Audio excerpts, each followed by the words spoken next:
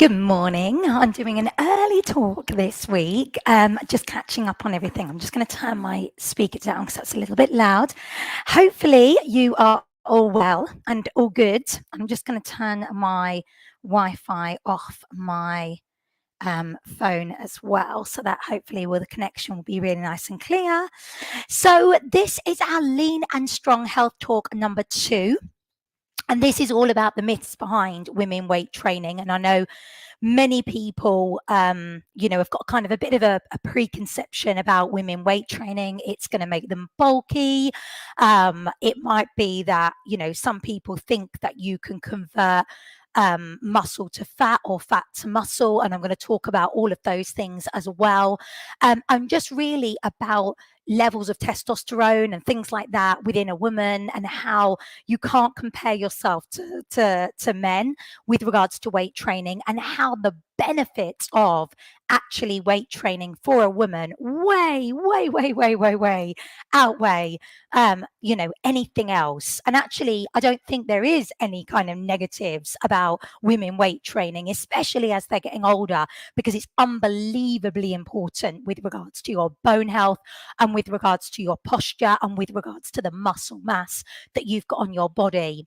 So first things first, women, we do not have enough testosterone within our body. Certainly, we start losing that testosterone after the age of 25. It starts to diminish, it starts to drop down. And that then diminishes slightly every single year. And every single year you're alive, it diminishes even more. Now, the only way we can kind of maintain that testosterone level is through effective weight training. It does help to naturally boost it. Yes, there are some supplementations that also can help to boost, like the ashwagandha, which I've spoken about before, which both Jason and I take. The ashwagandha is also amazing with regards to PMS and women's health, especially if you suffer heavily with your periods, and also muscle fatigue. But as a woman, certainly when she's going through the menopause, the testosterone levels drop even more, and they drop at a different rate with regards to estrogen. So this is where it's not like as soon as you hit the menopause, all of a sudden you have no testosterone or no estrogen. They change, they fluctuate. So this is where a woman can have menopausal symptoms that happen for maybe a couple of weeks, and then those menopausal symptoms seem to go away, especially in the perimenopausal stage.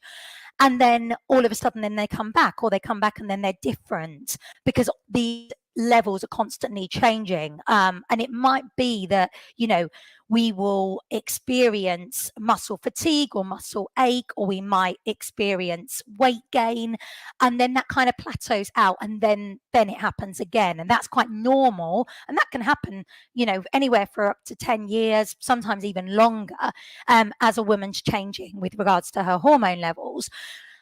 We do not have enough testosterone in our bodies naturally to make us bulky. Okay, so it doesn't matter how much weight training we do, we are not going to get bulky. So when you sit here and you're thinking, oh my gosh, Kelly's always promoting lots of weight training, we're doing this lean and strong program, and then I look at Jason, am I going to end up looking like him? No, of course you are not. I'm never going to look like Jason. I've not got enough testosterone in my body to be able to create that muscle mass. And we're totally different structures as well. So that's the first thing. We're never, ever going to get bulky. Many women think that when they first start training and they first start doing weights, that they feel bulkier. But what happens is they haven't maybe lost the body fat just yet that they need to. Now, muscle and fat are two completely different components. So you can't convert one to the other. So you cannot have a certain amount of fat on your body that you're then going to transform into muscle. What you will do is you will lose your body fat, and then you will gain your muscle mass. And the more muscle we have on our body, the less body fat we're going to have on our body. But it's going to take time for that body fat to diminish. So it's not going to be, again, something that's going to happen overnight for you. So and the same way round with regards to your muscle, that's not going to then convert into body fat if all of a sudden you stop training. You will get what's called atrophy, which is where you will lose your muscle mass, and you potentially will put body fat on. But they are two totally different components. You can't convert them. So for instance, I couldn't say that this USB and this mouse, I can't make them the same thing. They are two totally different components. Okay. I can't transform one into the other or the other into that. So that's another myth a lot of people think. People kind of go, oh yeah, I'm bulking and I'm going to put on a lot of body fat and then I'm going to transform it all into muscle. That doesn't happen. Actually, bulking is one of the worst ways around to do things. It's so much harder because if you put on a lot of body fat, it's going to be a lot harder for you then to lose that body fat to then gain that muscle mass instead. So again, that's a little bit of a misconception, not so much with women, but mainly with men when they talk about their bulking stage and they put on a lot of body fat and essentially then they think that they're going to transform that into muscle, and that's not going to happen. It's going to need to be that they lose their body fat and gain their muscle mass at the same time. So what can happen is a woman can start training and she might not be focusing on her nutrition, and she might just be focusing with regards to her training. There's going to be an element where, yes, she's increasing her metabolic rate. Yes, she might be burning more calories than she's consuming. But if she's not focusing on her nutrition, she won't be losing the body fat that she needs to. And she might feel bigger because she's gaining muscle, but not losing body fat at the same time. So sometimes that can happen, not always, and certainly not with everybody. Because most people understand that you can't, out-train a bad diet and that the two work hand in hand. So in order for you to want to have a body transformation, whether or not that's to lose weight, whether or not it's to change shape, whether it's to tone up, I hate that term, but whatever it might be, you need to do two together. You need to train and you need to focus on that exercise. And essentially with regards to weight loss, there is actually no certain exercises that are going to give you that weight loss without the nutrition. That's scientifically proven that that you can't do any type of exercise and not focus on your nutrition if you want to lose weight.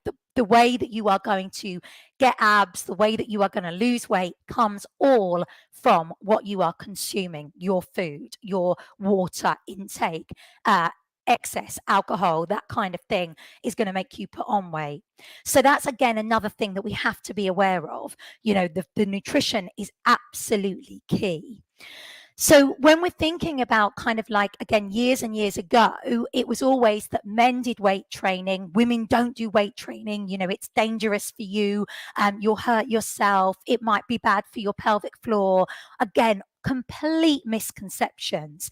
Actually, as a woman gets older, and certainly when she has changes with regards to her pelvic floor, weight training effectively and learning how to breathe properly is going to be key to keep those pelvic floor muscles strong. And you can't kind of spot reduce on the body just the same way that you can't just focus on strengthening and isolating one area only. So if a woman actually wants to strengthen her pelvic floor, she needs to think of this being a holistic approach. She wants to strengthen her legs, her glutes, her hips, her lower abdominals, her lower back. All of these things come part and parcel of it.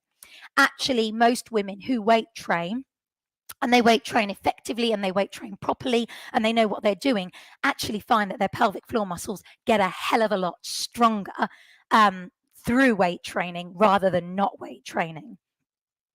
From a bone perspective as well, and I'm going to talk about this more in our next talk, in our health talk number 3 about bone health, but a woman really needs to focus on weight training to improve her bone health. Osteoporosis.org, it's one of the biggest things that they promote is actually, moving the body and being able to do body weight and weighted exercises, which are again safe and effective to help build that bone density. So what happens with regards to your bones when you are little and you're born, we're born with just cartilage, so none of our bones are actually developed, and then the bones develop over time, and you essentially end up as an adult with about 206 bones in the body. You start off with more, and then they kind of form a lot of them form together as you're getting older. When you become an adult, you're about 206 bones. But then as you get older, your bone density changes, and that can change due to all sorts of things. Sometimes it can be wear and tear, the amount of activity that you've done. Sometimes it can be to do with genetics. So if osteoporosis runs within your family, it could again be because of that. Sometimes it can be to do with hormone. Again, when we are reducing testosterone and estrogen within our body, it's going to change how strong our bones are. And sometimes it can also be to do with medication. There's certain medication out there that essentially, makes our bones weaker, not stronger. And of course, nutrition, the amount of calcium, good calcium we have within our diet, is going to be key. But with weight training, when you're putting stress on your bones through weight training, the osteoblasts and osteoclasts, so the osteoclasts that clean old bone away and osteoblasts that build new bone, they get so much more vibrant, they work so much better. Whereas if you're very sedentary and you sit a lot, they don't work so hard, they don't need to, they don't feel like there's any stress. So actually, when you get older, in order to stay healthy with regards to your bones, you need to keep moving. You need to keep putting stress on your bones. And one of those ways is brilliant if you can weight train. And obviously, you need to weight train in a safe and effective way, again, with a professional who knows what they're doing, an instructor who can actually teach you correct technique and all of those things. And possibly the exercises that might not be so good for you, like sit-ups, lots of forward flexion, that kind of thing. Anything that's going to actually, put your spine under strain, you actually want to load that spine using gravity instead. So again, that's another myth and another misconception about women doing weight training, certainly as they get into their older years. Many people think that, oh my gosh, it's dangerous to do it when you're older. It's really refreshing at the minute to see so many older adults to actually embark on weight training and embark on it properly. There's a lot of instructors teaching senior lift leans, which is fantastic. Rachel and I are launching a brand new program,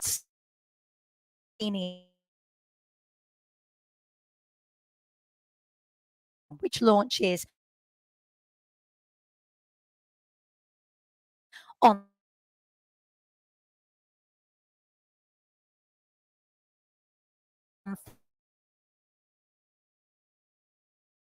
Thursday. And again, that can be, really,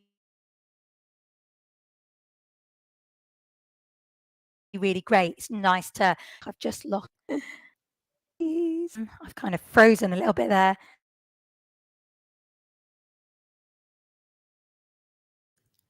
Hopefully that's back in. The computer just completely froze then. Sorry.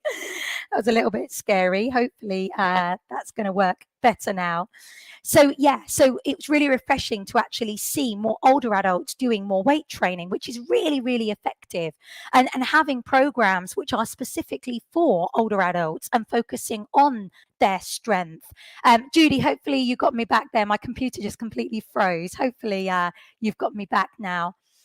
But yeah, so, there are new programs being launched all the time, which are really focusing on women's weight training as an older adult, not just women, but men as well.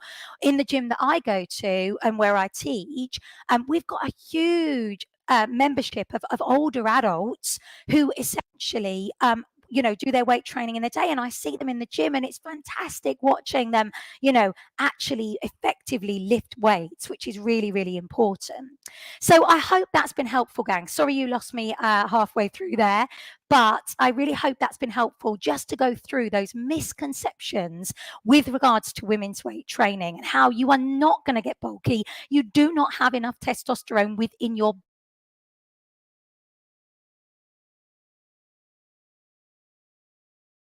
body. Most women women, oh, there we go.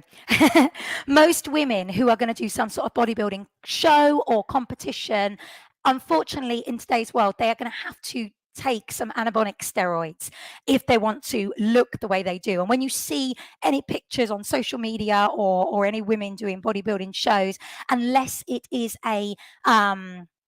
it's a natural where they're all being tested, they are going to probably be running a little bit of Anavar, a little bit of anabolic steroids in order to be able to hold that muscle mass that they've got. I'm pretty much probably at my top level now with regards to the muscle mass that I can naturally hold. I think if I could probably go a little bit heavier, a little bit stronger, a little bit bigger. But if I wanted to take that on and say, for instance, do a bodybuilding show, which I would never do because it doesn't appeal to me in the slightest, I would need to probably take steroids because I would be up against girls who are taking steroids. So then it would be like, there'd be pointless competing with them from there. So we have to understand that as well. When you look at stuff on social media and you look at these girls who are doing bodybuilding shows, bikini shows, that kind of thing, they are running steroids now. Most guys who do them are running steroids. If it's not tested, then they're going to be. It's kind of like, it's like an unwritten rule that everyone knows that's what they're doing, and they've got a little bit of enhancement to help them, especially if they are slightly older. I mean, when you're younger, you've got stacks of testosterone anyway. But especially if they're slightly older, they're going to need to be running something in order for them to be able to keep that muscle mass. So I hope that's been helpful, gang. Sorry that this has been a little bit juttery, but hopefully that connection's all okay now. And let me know if there's any questions about anything that I've said. And I'll see you on a live or a catch up real soon.